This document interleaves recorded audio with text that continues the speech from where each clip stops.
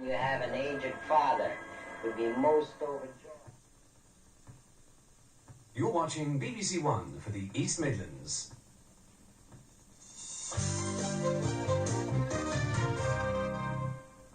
Good afternoon. A drive to evict a hardcore of criminal families from Nottingham's Broxtowe estate is being launched by the City Council. They're targeting 20 or 30 families who they say are to blame for most of the problems of the 900-home estate. The council's already issued 8 eviction notices against people they say are hardcore offenders who are making life miserable for their neighbours. More will follow, and councillors insist there'll be no backing down from their new hardline approach. No, we will not rehouse these people. If they are found intentionally homeless, and they probably will be, then we will not rehouse. They know what the score is, and we'll make sure they know what the score is. There will be no shifting of the problems to elsewhere in the city. And yesterday saw another reminder of the kind of problems police and council face in the Broxtowe. This house was burnt down just a day after the sitting tenant moved out. Its steel security shutters were ripped away by a car. But officials hope that a combination of eviction proceedings and environmental measures to improve the estate will end up by boosting the Broxtowe's somewhat dire reputation. The man wanted in connection with the murder of an army recruiting sergeant in Derby is facing extradition proceedings in Dublin today.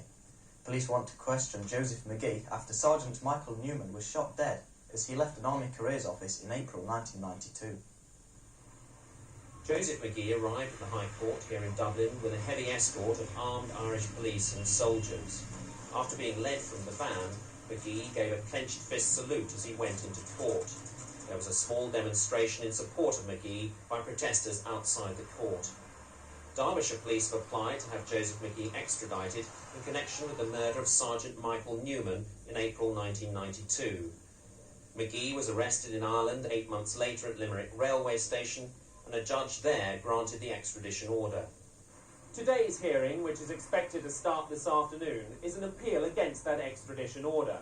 But whatever happens at this hearing, the case is likely to go to the Irish Supreme Court for a final decision, and that could be in another year's time. A group of Labour MPs are calling on Derbyshire's Chief Constable, John Newing, to ban a meeting of neo-Nazis at a pub in Heanor. They say the aim of the meeting is to plan violent and illegal activity.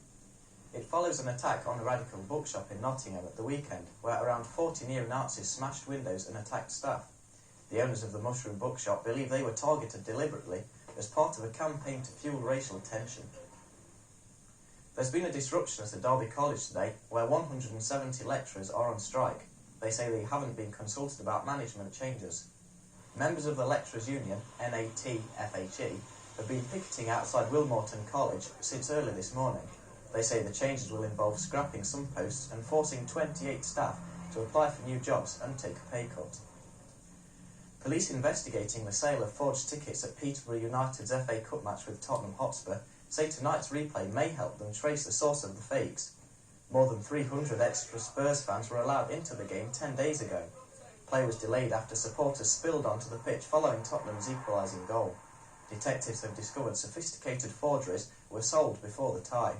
They now plan to liaise with the Metropolitan Police at tonight's replay to try to trace the source of the tickets.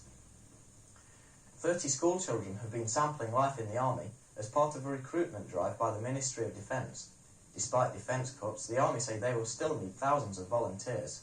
All those taking part in the week's work experience are between 15 and 17. Most want to join up, some aren't sure. All of them are pushed to the limit.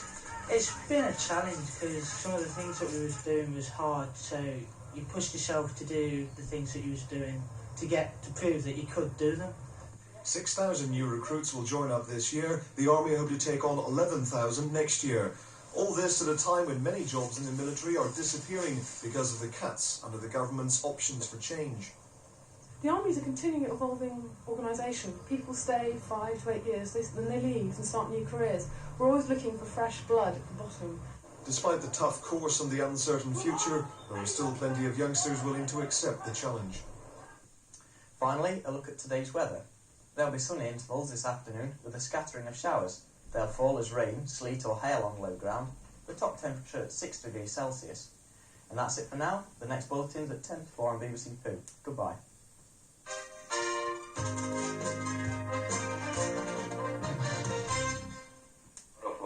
expect in